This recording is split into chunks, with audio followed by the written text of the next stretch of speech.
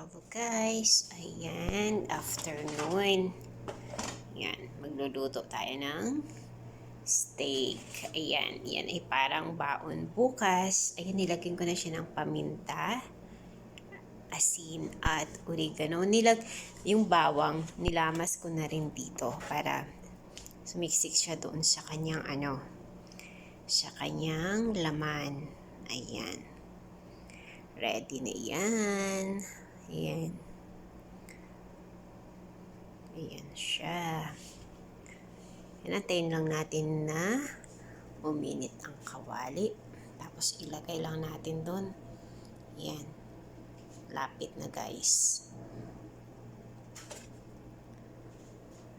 Malapit na. Ayan. So, hindi na rin ako maglalagay dyan ng bawang na buo kasi inano na natin. Dinurog ko na dito. Ayan. Yung mga yan. Ayan. Para may baon bukas. Ayan. Okay na po yan. Shame. Ayan. Talagay na natin kasi mainit na siya. Ayan.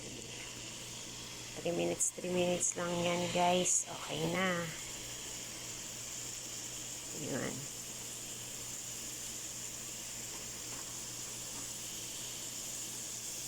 Ayan na siya.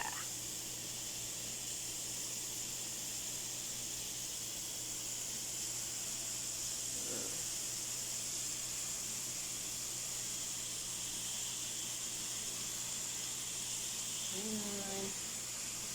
Lapit na yan.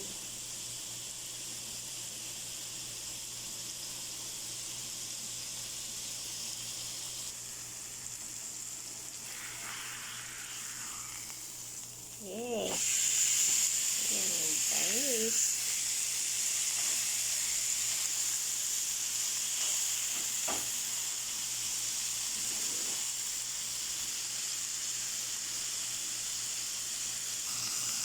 Ayan na guys.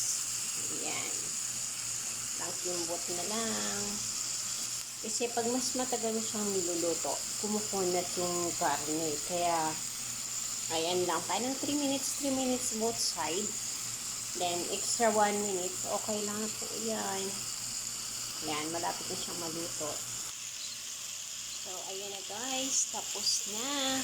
Okay na yan. So, papalamigin na lang natin. Tapos lalagay natin sa baonan para ready na bukas. Pagkagising ligo at kuha niya ng pambaon. Ayan. Thank you so much guys. Ingat-ingat po tayong lahat. God bless po.